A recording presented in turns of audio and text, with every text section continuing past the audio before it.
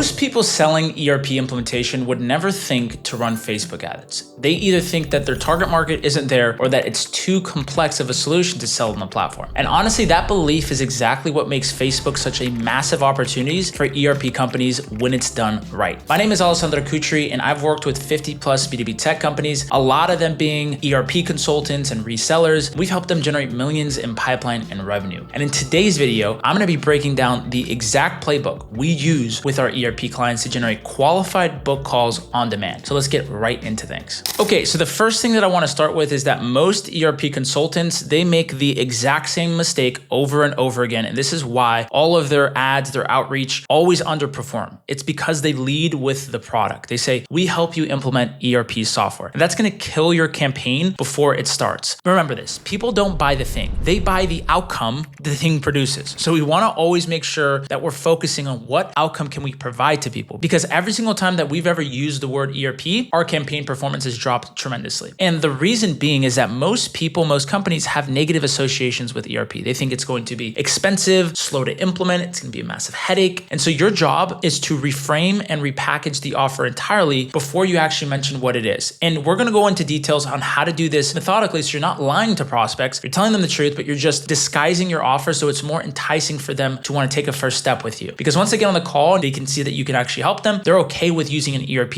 It's most of what their preconceived notions are around it. So the step number one is that you need to pick a specific industry to go after. It's so hard to just market an ERP to everyone. You need to segment into a specific niche so that you can have messaging that's actually going to resonate. And what I want you to ask yourself is that what industry has the most to gain from consolidating their systems? Hormozi talks about this a lot if you're familiar with who he is. He says that you want to be selling to a starving crowd. There's no point to sell, if for example, if you're selling hot dogs to somebody that just ate. They're not going to want to buy your hot dogs. Instead, you want to set up your shop after a concert when everybody's hungry, or out late after they're drinking, so that you can find the most optimal market for your services. Now, the industries that we found to really work well are manufacturers, because they have a lot of inventory chaos, they got disconnected data, and they're trying to get production visibility into a lot of different things. Real estate developers also works really well. And any business that's drowning in a lot of disconnected systems and messy data. From our experiences, the industries that don't work as well are like marketing agencies or small service businesses. They just don't have enough data that's complex enough to justify it, or at least at most revenue sizes. So picking the right industry is the foundation that everything else is going to build on top of. So after we understand the industry that we're going to go after, let's say, for example, we're going to go after manufacturers, we then want to build the offer around the outcome, not the software itself. When we figure out, okay, we're going after manufacturers, don't say that we're going to implement an ERP within your company. Instead, repackage it as one integrated platform, a single centralized hub, a single dashboard, one system that connects everything, giving you real-time visibility into your entire operation, right? So you need to make sure that you're not leading with the ERP software, because you're going to lose a lot of people. Instead, you want to say, we connect all your disconnected systems into one platform so you get real-time visibility into your inventory, margins, and operations. Now, that offer is compelling. If you just say we implement ERP software, it's not. So after you've built out that offer statement, you want to really hone in on one problem, one solution messaging. Now, one of the hardest things about ERP software and a lot of tech software in general is that typically it can solve multiple different problems for your prospect. Now, the issue with that is that when you go out and say, I can help you with this problem, and I can help you with this problem, and I can help you with this problem, and here's our solution, it's going to distract the person that's actually listening to the message, and it's not going to feel like it's actually resonating with them. Instead, you want to really focus on one problem, one solution messaging, and you can test to see exactly which of that is going to resonate the best with that specific industry and market. So for example, if you're going after manufacturers, the problem that you may want to target is your inventory is a mess and you have no real-time visibility, which the solution is going to be, we connect all your systems and your inventory systems so you can see everything in one place. You see how I'm not using the word ERP at all? It's not even being mentioned in the ad itself. It's because we don't need to say it, because they don't care about what it is that you use. They care about the outcome that you can provide. And then once we figure out all these one problem, one solution messaging, we're going to create an ad for each of these, right? So ad number one is going to be inventory visibility problem. Ad number two is they can't see their margins problem. Ad number three is there's too many disconnected systems problem. And the solution is going to stay the same across all of them, right? It's the platform fixes it. So you just want to have one problem, one solution per ad. And this is what's going to really get your message to land. So after we've built out all those different messaging structures and we understand that we're going after one problem, one solution in one industry, we're then going to build out ad creatives for this itself. So we always are going to test both video and static ads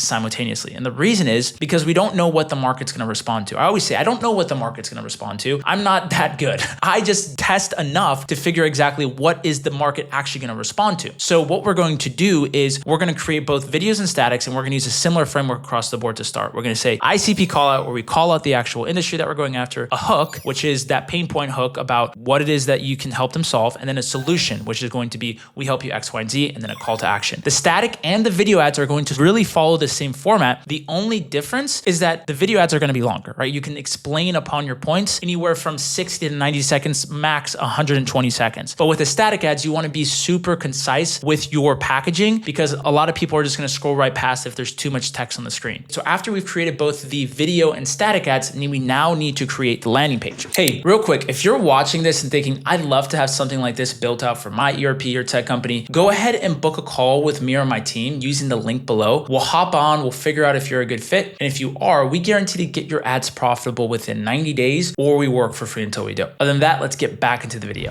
One thing that I really want to emphasize with is the congruency from the ad itself to the landing page. Now, what I will typically do at the start to maximize the results I get for our clients is that I'm actually going to create separate landing pages for the separate problems that we're calling out in the ad. And the reason that we do this is because we want to make sure that we're giving our client the best shot at success and that there's no drop off. For example, if someone really cares about inventory visibility, but then they hop on the landing page and it says something about margin visibility, there's not a congruence in that message. If you're talking about inventory visibility in the ad, you're also talking about inventory visibility on the landing page, so that it's all congruent, it's all consistent. And so if we have different messaging buckets, we're going to create different landing pages for those buckets, because we want to make sure that congruency is there. And on each landing page, we're going to have an ICP call out. We're going to have a main headline, which is the offer statement. We're going to have a sub headline, which is basically you backing up your claim, adds context or credibility. And then you want to have a, who this is for section, who this is not for section. I really emphasize putting social proof, where you have case studies, you're leveraging results, any logos that you've been able to really obtain, and then an application section. Now, really on the landing page itself, you want to avoid using ERP just yet. I typically want to save the ERP conversation just a little bit afterwards, but on the landing page, you just want to make sure that you're really focusing on the overall outcome that you can provide them. And you can be vague with your messaging and saying platform. Now, you can always split test this and include ERP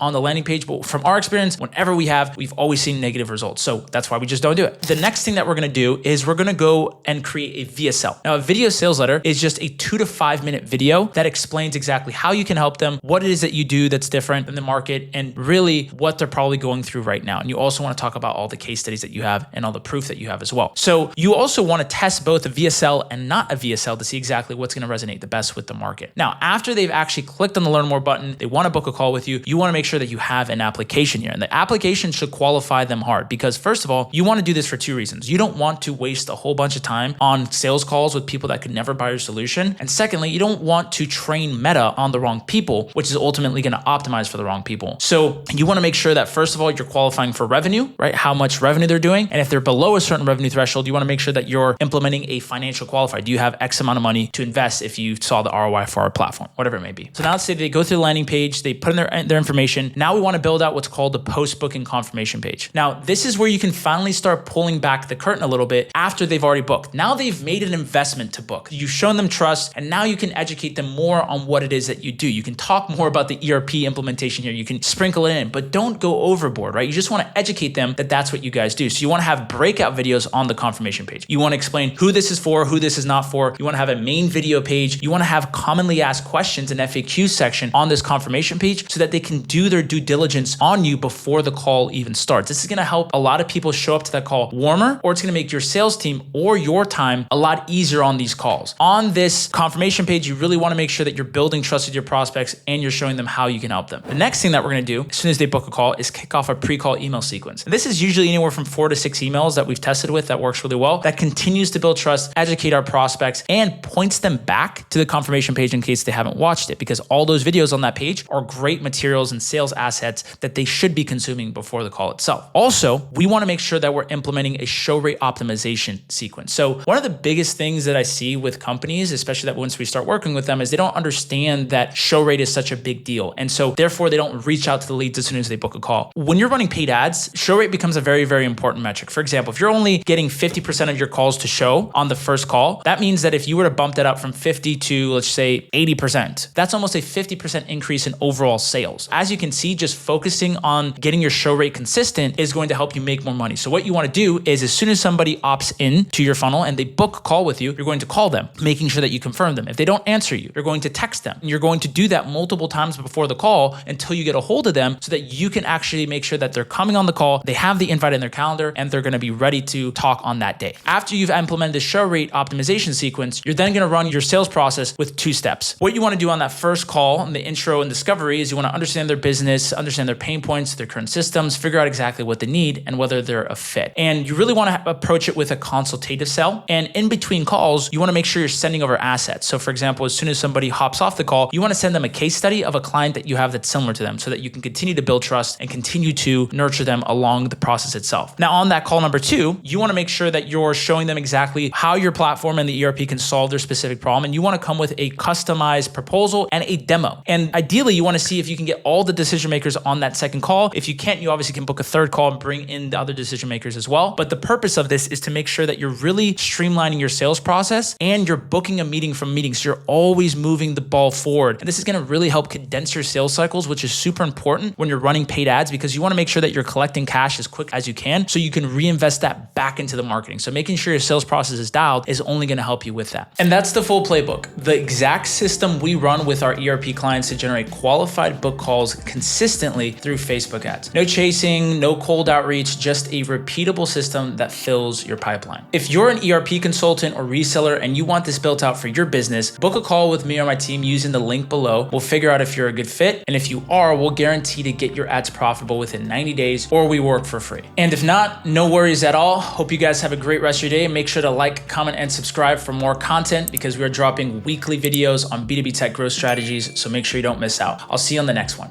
Ciao.